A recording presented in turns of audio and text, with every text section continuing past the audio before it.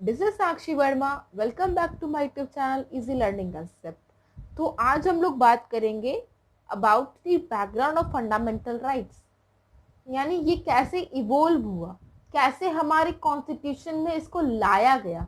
तो historical background पढ़ना important हो जाता है कि किस परिप्रेक्ष्य में इसको हमारे कॉन्स्टिट्यूशन में इंसर्ट किया। तो जान लीजिए फंडामेंटल राइट्स होता क्या है, कि इसका नाम क्यों पड़ा ऐसे, और कितने फंडामेंटल राइट्स हैं हमारे। तो आज डिस्कस करेंगे अबाउट इट्स हिस्टोरिकल बैकग्राउंड, यानी ऐतिहासिक परिप्रेक्ष्य। सबसे पहली बात कि इंस्पिरेशन कैसे मिला, तो inspired by England's bill of right जो कि 1689 में आया था, and United states bill of rights जो कि सितंबर 1787 में इसको लाया गया था। तो बिल ऑफ राइट्स को हम लोग फॉलो करते हैं। तो हम लोग ने जाना कि कैसे इंस्पिरेशन मिला, तो यूएस बिल ऑफ राइट्स से।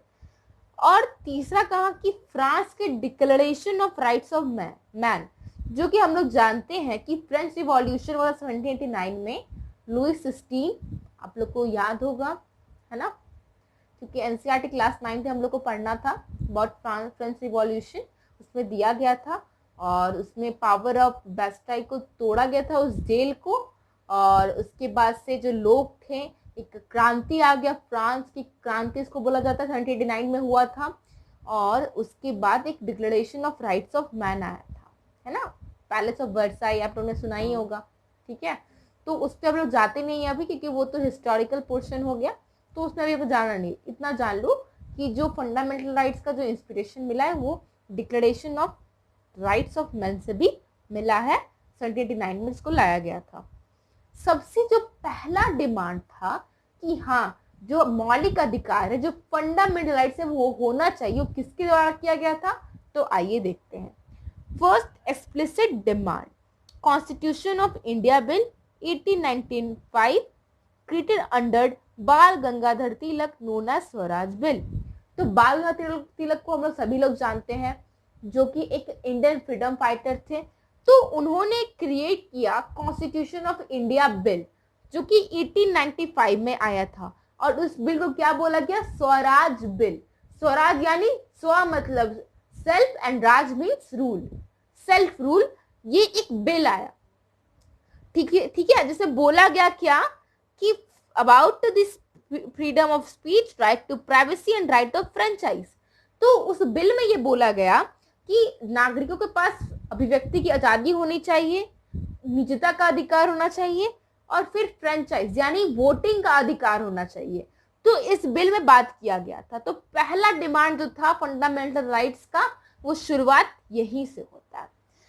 तो फिर ऐसे चलते रहा, बहुत सारे लोग ड्राफ्ट तैयार करते रहे, बीच में बहुत सारे ड्राफ्ट तैयार होते रहे, तो उसमें भी हम लोग जाना नहीं है। ठीक है, जो इंपॉर्टेंट जो सेशन हुए ना, उसको जानना इंपॉर्टेंट है। ठीक है ना, तो मद्रास सेशन जो कि कब हुआ था, 1927 सेशन, यानी जो इंडियन नेशनल कांग्रेस का जो सेशन होता था अलग अलग जगह पे, तो 1927 में मद्रास में एक सेशन हुआ था, जो कि रिजोल्यूशन अडॉप्ट किया गया था अबाउट स्वराज यानी सेल्फ रूल का एक रिजोल्यूशन पास किया गया था, संकल्प पास किया गया था। तो मोतीलाल नेहरू, ठीक है, तो नेहरू रिपोर्ट आया। मोतीलाल नेहरू कौन थे, एक बहुत ही बड़े लॉयर थे, और हम लोग सभी लोग जानते हैं जवाहरलाल नेहरू के पिताजी थे। तो उन्होंने एक रिपोर्ट लाया, कब, 1928। What it demanded the FR of the for people of India. तो उस रिपोर्ट में क्या डिमांड किया गया, फंडामेंटल राइट्स का डिमांड किया गया, जो कि साइमन कमीशन में डिस्कार्ड कर दिया उसको। ठीक है ना, उसको कंप्लीटली क्या बोल दिया गया, नकार दिया।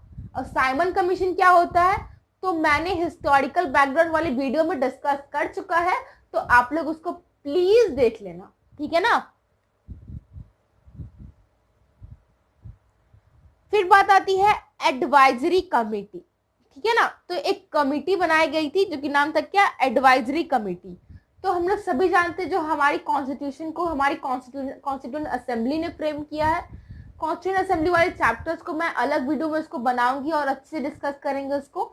ठीक है, तो अभी हम उसको डिस्कस नहीं करना चाहेंगे कि पर्टिकुलर चैप्टर है वो। ठीक है ना, तो मैं उसको अभी डिस्कस नहीं करूंगी। तो कॉन्स्टिट्यूंट असेंबली ने कमिटी बनाया related to the fundamental rights, the Constituent Assembly appointed this Committee on Fundamental Rights headed by Sardar Vallabhbhai Patel and on January 24, 1947. तो कॉन्स्टिट्यूशन असेंबली ने एडवाइजरी कमेटी बनाई किसके लिए? तो फंडामेंटल राइट्स के लिए, जिसको हेड कौन कर रहे थे? सरदार वल्लभ भाई पटेल। और जो उनके जो डेप्यूटी हेड थे कौन थे? जेबी कृपलानी थे। मैंने यहाँ पे लिखा नहीं है, लेकिन फिर भी आप लोग लिख लेना कि जेबी कृपलानी थे इसके जो सब हेड थे, ठीक है ना। तो ये स्टैब्लिश कब किया गया? 24 जनवरी 1947 को, ठीक है ना।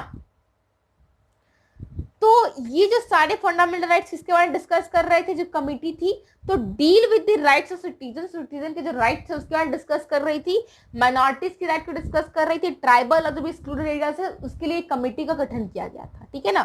तो ये जो एडवाइजरी कमेटी है इसको हम लोग कॉन्स्टिट्यूशन असेंबली चैप्टर में डिस्कस करेंगे अच्छे तरीके से, ठीक है ना।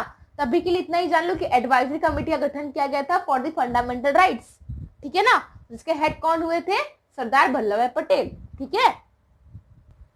अब बात आता है एक ऐसी इंपॉर्टेंट कमेटी की जो कि किसका नाम था? सप्रू कमेटी। तेज बहादुर सप्रू, जो कि एक बहुत बड़े लॉयर हुआ करते थे उस जमाने में, ठीक है ना। तो उन्होंने एक कमेटी का रिपोर्ट आया, सप्रू कमेटी रिपोर्ट इसको बोला जाता है, तो कब पब्लिश किया गया था? 1945 में, ठीक है ना।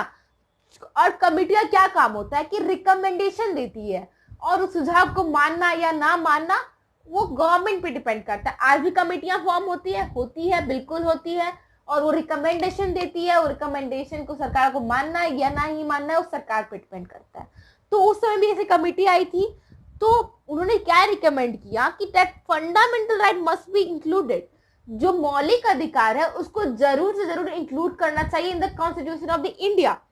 और इस कमिटी ने क्या कर दिया कि फंडामेंटल राइट को डिवाइड कर दिया इन टू पार्ट्स, पहली जस्टिफिएबल राइट्स और दूसरी non justifiable right. Justifiable rights यानी जो हमारी कॉन्स्टिट्यूशन ने हमें दिया है और कॉन्स्टिट्यूशन ही उसको प्रोटेक्ट करती है ना। जो फंडामेंटल राइट्स क्या है, तो यही जस्टिफिएबल राइट्स क्या बन गया? फंडामेंटल राइट्स, जो कि पार्ट 3 में है, जिसका हम लोग डिस्कस करने वाले हैं, ठीक है। और नॉन जस्टिफिएबल राइट्स जो कि डीपीएसपी है, जो कि इन्फोर्सेबल नहीं है, वो सिंपली ये क्या है? गाइडलाइंस जो सरकार को मानना ये नहीं मानना सरकार पे डिपेंड करती है। अगर directive principle of the state policy किसी भी गाइडलाइंस सरकार नहीं मानती, तो ऐसा हम नहीं कह सकते सुप्रीम कोर्ट को कि भाई देखो सरकार ने ये इंप्लीमेंट नहीं किया, ये कंप्लीटली क्या है? नॉन जस्टिफिएबल है, ठीक है। ये क्या है? गाइडलाइंस जो राज्य की नीति निर्देशक तत्व है, तो किसमें डिस्कस किया गया है? पार्ट 4 में। उसको भी हम लोग डिस्कस करने वाले हैं, बिल्कुल डिस्कस करेंगे, काफी इंपॉर्टेंट चैप्टर्स है वो सारे, इसलिए मैं उसको काफी से डिस्कस करूंगी, ठीक है। तो हिस्टोरिकल बैकग्राउंड आप लोग को समझ में आ गया होगा।